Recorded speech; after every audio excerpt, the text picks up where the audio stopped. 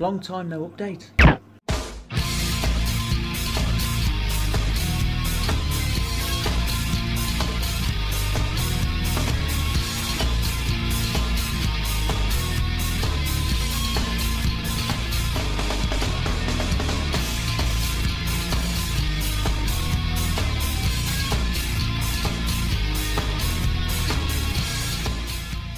Firstly, I think I'm probably going to change that intro.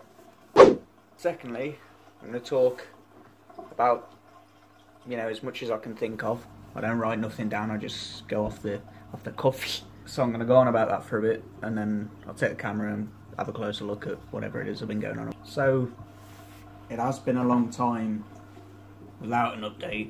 There's still been sort of videos and stuff, sort of about the tank, I think.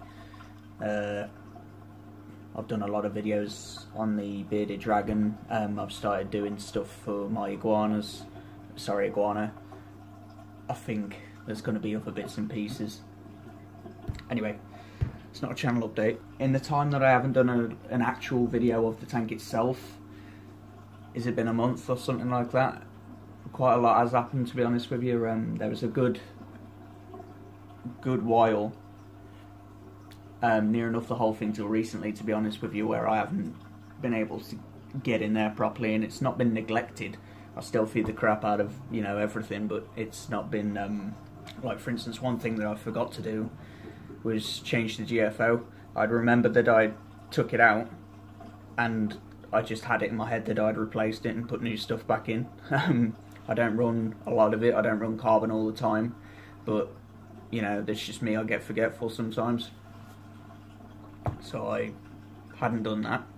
On top of that, this is leading onto a phosphate problem, by the way. On top of that Bubble Mega skimmer, the Curve 5, which has caused me all kinds of irritation, has in that 1 month probably overflown another, you know, handful of times. It's off right now because I've come back downstairs this morning to it being a full cup, and when you know it's gone straight to a full cup and it's sort of choking on itself, you can pretty much guarantee that would have been coming back into the tank. I no longer dose no-pox. I did stop that myself. I let what I had running on the tank, I let that sort of dwindle out. I put it down to 1 or 2 mil a day or whatever it is, and just ran it till it, you know, I've weaned the system off no-pox. I want to try and get away from no-pox, so the system then trying to cope with that change of things again. You'll see in a minute. Don't know if you can see on there, but there's like some hair algae and stuff. Not loads, it's manageable, and it's dying off. So on top of the skimmer, caused me sort of the constant hurdles. I don't know why I haven't changed it. That, taking no-pox off, forgetting about the GFO, carbon's kind of whatever. But I'm back into it again now. Has caused a bit of an algae problem, a very mild, I guess, algae problem. And whether it was the sudden increase of phosphates or not, I'm not 100%, but I think it would be. One of my acros, the blue one, stripped.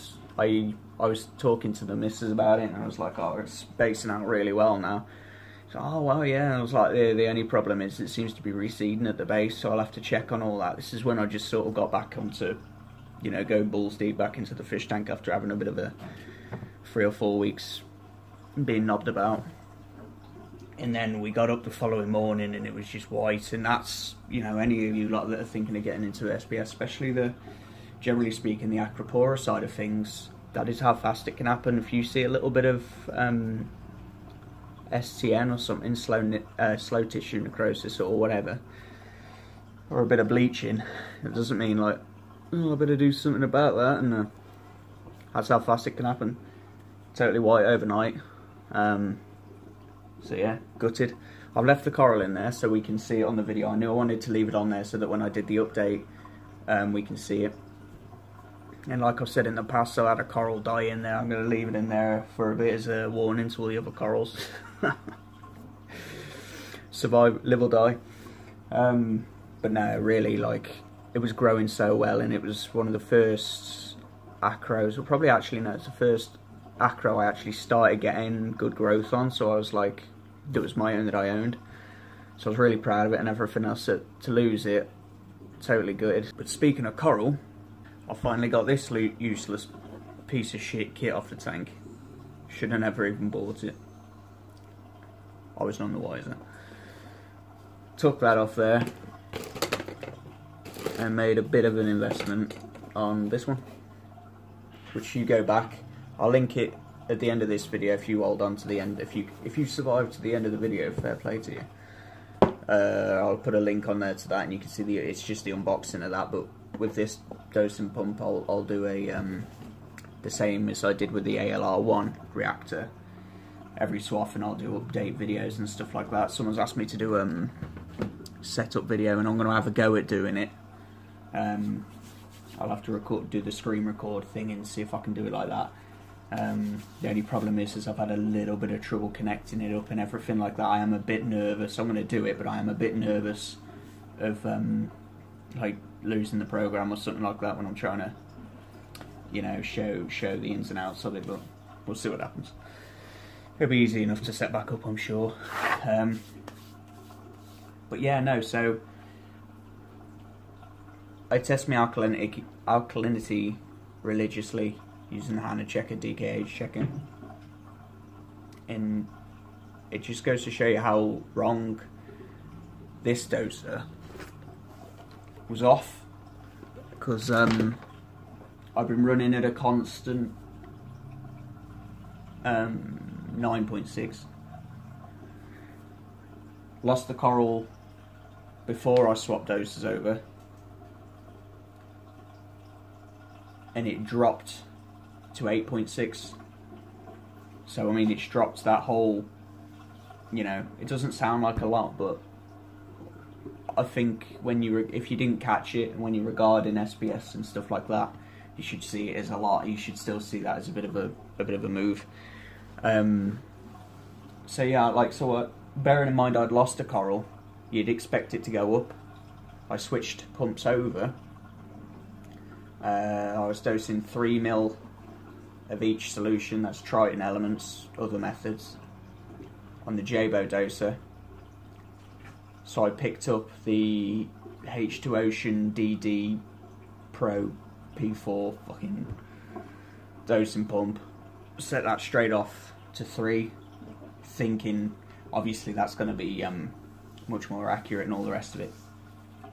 It's still an underdose, so it's took me quite far away. So it just goes to show how 3 ml was probably 6 ml. With the Jabo, it was probably double what I was actually wanting. And then on top of that, you've got like, if you're dosing, say you've got your 4, I have all 4 elements separate. You can join the last 2 together if you want to save space, or if you want the 4th.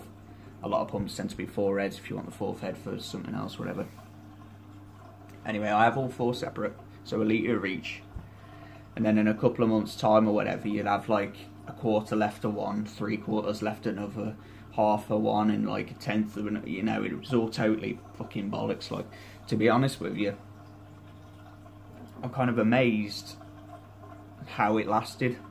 Like how things, I don't know how they've coped, because I can guarantee you the greater levels, like not just you're looking at your basic 3. Like, I'll do a Triton lab test in a couple of weeks, and we'll do that, and we'll see how that goes out. But I should imagine that they'll be all over the place, and I'll have to do some water changes or something to correct that. I've got some buckets and everything ready to go ahead with that. So now I've got this going. I presuming that they're all going to be pretty bang on. Like, I tested everything with a little cuvette, or whatever you call them, a little 10 ml measuring cylinder thing, and they're all bang on by like the tiniest amount, and they're all right on there, whether you're using, because it's a geared pump, whether you're using the medium speed or the fast speed, they were just right on the money. So 300 quid well spent, I think, so far. Other than the fact that getting it connected was a bit of a fuck around. Other than that, like, I think it's going to be a really good pump. They probably need to update the software or something, and then we'll be right on the money then. Time will tell with that one, I think. So corals, other than the one loss, we're doing good, really good. We've got some good growth actually, and like, I've got one that's growing straight up, but I've got the millie is basing right out, and like obviously they say it's like it's all well and good your coral growing and all that, but it means it's doing real good if it's basing out. They'll base out and then they'll grow up like a, you know. My Goniopora, probably due to the element changes and everything else changing, you know, I had the stuff with the phosphates and everything that I told you about, definitely seems to have taken a big hit with it. It's been closed up for a good few days now. It's actually, I was just about to say, I don't know whether it's receding or not. It's not receding. I can just see one head starting to come back out, yeah, inflate a little bit more. Everything else is doing brilliantly. You'll see in a minute. You can see on this video actually. Right there. That's all zoas. That's just a massive pile of zoas. I think they're reverse space monsters and something else. Big bunch of zoas. They all went away since, again, you'll see in a minute. Practically no Aptasia, so I'm going to consider that them beat. They're always going to be in the system, but as long as they're controlled and kept to a minimum and not stinging my corals, I really couldn't care if they're in the system. They're probably somewhere or another a cleanup crew. I mean, that's a bit mental, but as long as I can keep on top of them with the Aptasia defiling crew that I've got now, I think we'll be alright. I don't mind a couple knocking about. It's food for them as well, because I'm not 100% that with peppermint shrimps, which I have now 6, which are what's caused the gutting of the Aptasia.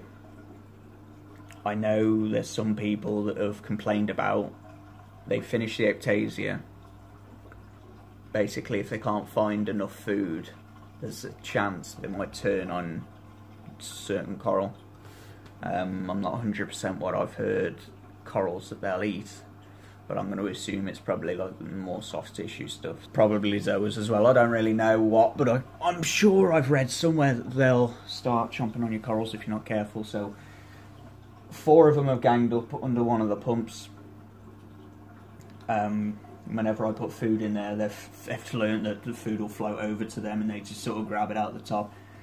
They do what you'll see in this clip right in the corner now, that they'll get inside the scraper and they're probably grabbing at pods or whatever in there, and they're, you know, I never clean that scraper, so they must be getting something out of that. It's pretty cool to watch, to be honest. Sometimes as soon as I start cleaning the glass, they will go a bit mad. And then there's 2 more that are sort of paired off down here, and like, again, if they start breeding and stuff like that, you know, it's only cool. Speaking of breeding, have a look at this video.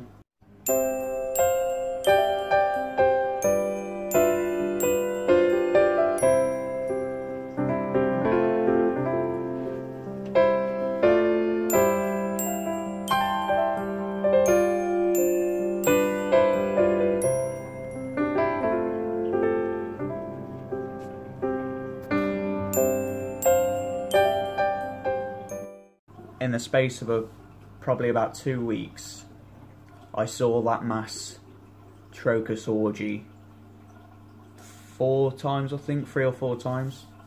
Initially, the first time it happened, I come downstairs early morning, and I thought there was some sort of bacterial bloom, so I was like, oh crap, what's happened? The dosers overdosed some no-pox again. That was the reason I had the minor bacterial bloom last time. That's the cloudy water and all that sort of stuff. I started watching them. If you can see in this video, it looks like they're smoking. Sorry, the clownfish are getting up to no good. Can you see them here? Just in the bottom finger there. You can't see through that coralline algae. I was going to leave all the coralline algae to grow on the sides, but I'm going to leave the back side, the left-hand side, and I'm going to clean off this side. I'll probably have to get a new scraper to do it, because that one's not got much about it anymore. Just because when people come to my house, I didn't think, but that's the first thing they see, so no matter how nice my fish tank can look inside, they're going to see that panel first and go, ugh, pink algae, I've never seen that before. So anyway, yeah, again, generally speaking, good things. No more aptasia. There's about 3 in there, probably 4 that I can see anyway. Corals, generally speaking, are doing well, except for the 2. Algae become a problem, but it's dying off now. Starts to lose its colour first, and then hint, tip, whatever. If you've got hair algae and you're trying to defeat it or whatever it is you're trying to do, whether you're just doing water changes, keeping on top of GFO, testing your phosphates, all the rest of it, even though your readings will be a bit to get a good idea whether you're starting to win the battle, when you get in there and manually start trying to pull off the hair algae, which is really what I'd suggest you try and do, just get it out of the system altogether, because you've got to bear in mind that algae's been living on your phosphates and various other probably bad things in your system. When it starts dying, what do you think the first thing that's going to happen is? Probably just going to start releasing that stuff back into the water. So you could go a month without algae and stuff like that, and then be on the exact same, you know, scenario again, and you're just going to go round and round in the same bullshit. So just get your hand in there, or get like a claw thing like this, and just get it out of there. Get it out as quick as you can, and you know, don't worry about it. One way to tell if you're starting to win the battle is when you pull it off and it takes no effort to take it. Like, grab a big ball of it with your hands like that, and just there's no effort in taking it off. If you're taking it off and you're having to, like, you know, you can feel it maybe moving the rock a little bit as you're taking it off or something like that, then it's still probably got a bit of a foothold in your system. Going back to what I was on about before about the snails breeding,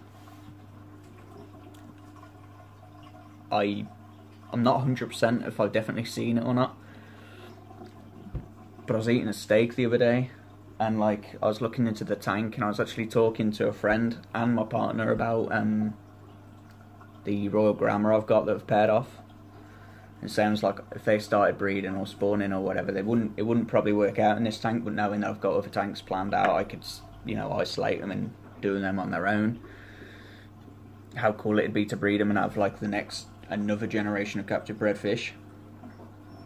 I swear that I saw the female bolt up, come back down, and it's same smoky stuff that like what you see on the snails spawning into the water column or what, I don't really know, the male or the female or whatever.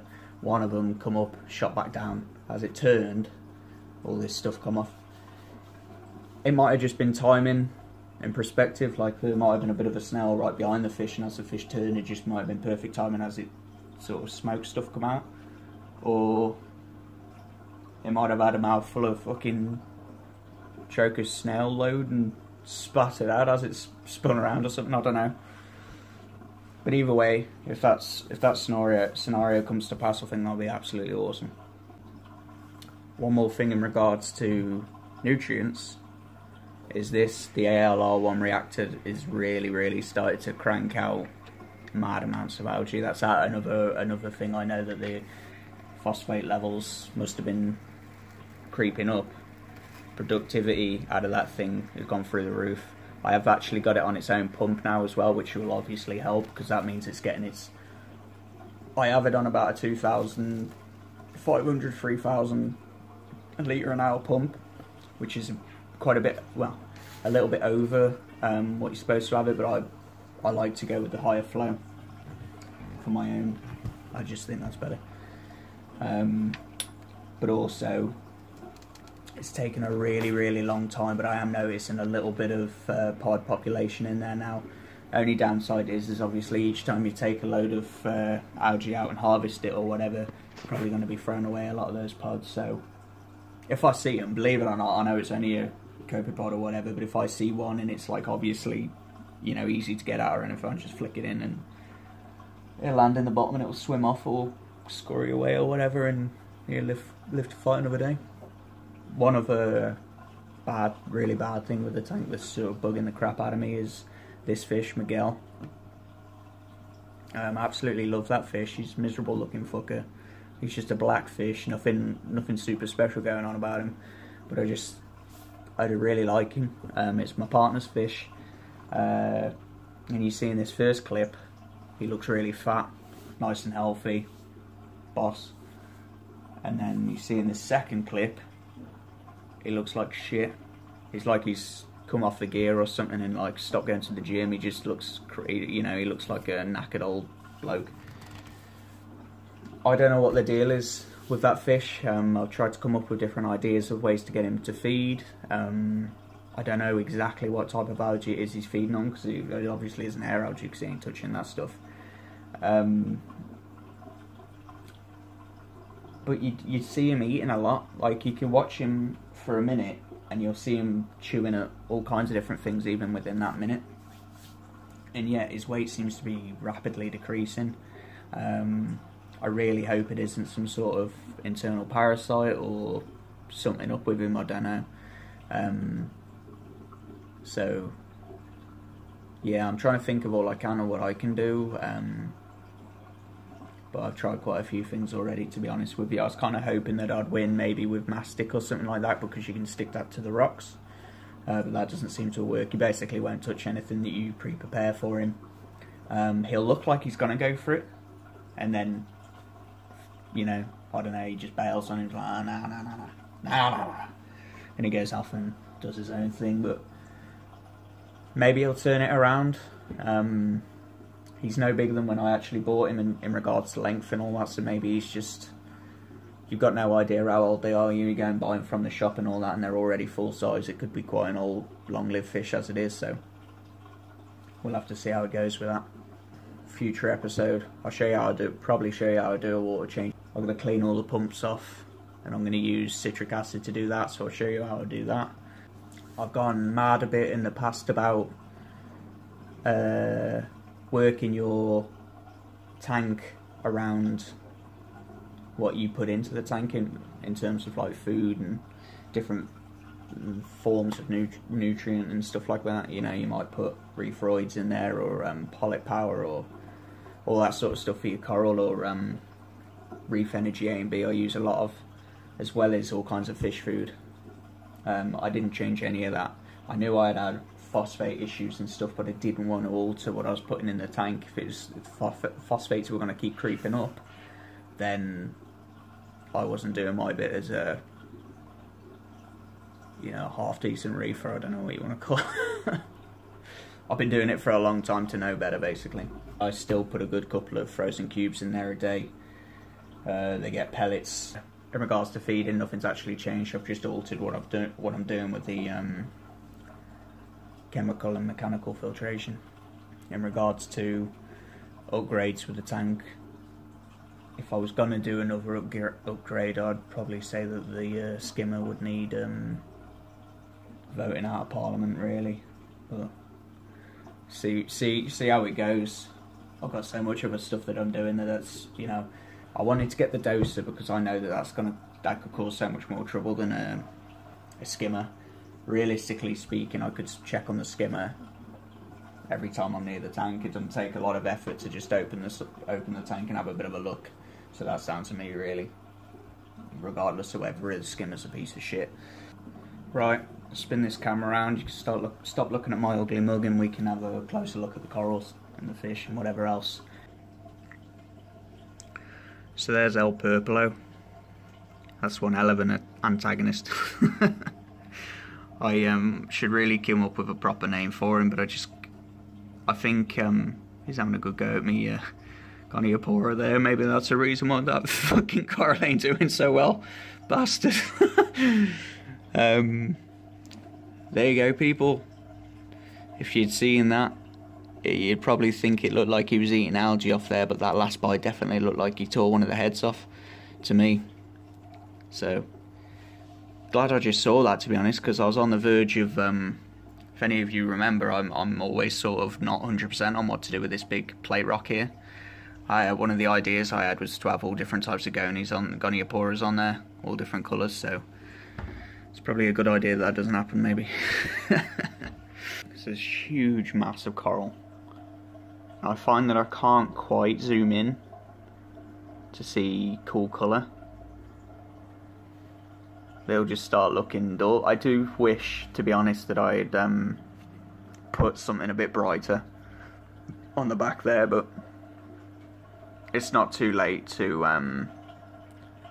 change, well, not change, but add to it. You can still obviously add to it. There's still lots of space all around, and there are these at the back. If you remember in older videos, you probably wouldn't have even seen that there was zoas there, because there were that many Aiptasia all around there, killing them off. And when the shrimps had managed to muscle through the Aiptasia that were around these, there's probably only four really knackered, haggard ass zoa amongst it. So again, say 3 weeks, 4 weeks growth there, which is pretty good going, I think. No fancy zoas exactly, but you know, don't bother me. I probably will put zoas on all the back of here, to be honest with you, eventually. Some more zoas, Granny Apple Smiths and whatever they're called, Eclipses or something like that. They're doing really well. I really love these corals. These zoas, probably one of my favourite zoas that I've ever owned, other than Eye of Sauron I had before, that was really cool. Again, that was just one of those corals that I'd lost when I first moved house. And these down here, which pretty big heads. I really like them. The camera is really not doing them justice. They're black and red, basically. Black, red outside. This Avalopora, real nice. Some of the coral have got a little bit brown in them, like this, for instance. This other Avalopora is exactly the same coral as the other one. They split in half, and I've planted them in separate sections of flow and stuff to see what happened, basically. Sorry about the shake. Yeah, this one's gone a little bit brown, so that in corals can be another indicator that your nutrients is a little bit high, despite the fact that there's these little fields growing everywhere. So Sunsets Astosa are doing really well. Super chuffed with this coral. Looks quite orange on the camera. I don't like using filters, to be honest with you, because I don't like the bullshit. But to be honest, in this case, the coral is actually pretty much bright pink in real life by eye. This is the tenuous that pegged it. Absolutely good. You can see where I was talking about there at the bottom of it, where it's starting to grow over that bit of the frag plug. So just as it started growing out, basing out across the bottom there, that was about a week's growth, believe it or not. So it really did start to rocket off. Then that happened. So kicking myself over that, to be honest. Forest Fire, super cool coral, doing really well. One of the mainstays, I think this will be, of the corals, and that's one of those things where people get into SPS corals. They get a forest fire. 24k LIFO, one of my favourite corals in the tank. Just absolutely love this coral. I don't know what's going on with that white patch. I was dosing Phyto quite a while ago, and a blob landed on there, undissolved, you know, an undissolved blob landed on there, and it's as if it actually burnt the coral a little bit, and it's just never healed. So I don't know. I know a lot of LPS and all that do have quite slow growth rates. Lithophilia, you can see where it's growing over the rock and stuff across the bottom there, but yeah, I'm hoping it grows over this entire boulder, but I'm going to probably try and keep it to that and see where we go from there, whether I want to get it to grow a bit bigger or not, because I'm guessing under close combat and all that coral is pretty gnarly. A Mystic, doing really well. For some reason, encrusting corals, proper encrusting corals, which I have two, seem to take a long time to start actually growing out and encrusting, in comparison to like my Acropora and Digis and stuff. I don't know, in my head I'd think it'd be the other way around, but they just seem to take a little bit longer. You can see it's starting to grow onto it's grown over the frag plug and it's grown onto the rock. This one, slow and steady wins the race, I think. No focus. Oh, there we go. Doing really well, other than this algae growth at the bottom. Bear in mind, I will get that algae off because I just don't like it being near my coral, but in theory the algae should never actually grow on the coral unless it's growing onto dead skeleton. It shouldn't grow on living tissue ever. So if you've got a coral that's something or other's going on with it and you've got algae growing off it, and I mean specifically algae, not like bacteria, then there was actually a problem with the coral also. So bear that in mind if you're ever having problems where you think the algae itself is killing the coral. I'm sure there's probably some cases where the algae will grow that rapidly that it's smothering the coral, but this little coral down here, here we are, hang on, let's get some focus. So you can actually see that it's basing out now, but that coral, I planted it right in like a dip. So for the people in the UK that will be watching this, that disc around it's about a £2 coin, maybe a bit bigger. So that's where we got with that. Some sort of millipora, rainbow, something or other. Like most of my corals, this is a coral I bought online, and I got it and it was completely different to what I was meant to be getting, so yeah. And then it's just this stag on the back. No colour or anything on the underside. That one half, that had been knocked off recently by a snail or something, so I picked it up and put it there, put it the other way around just to try and get some light and some more flow around it to try and increase the coloration on the other side. Obviously cleaning my pumps will really help with that.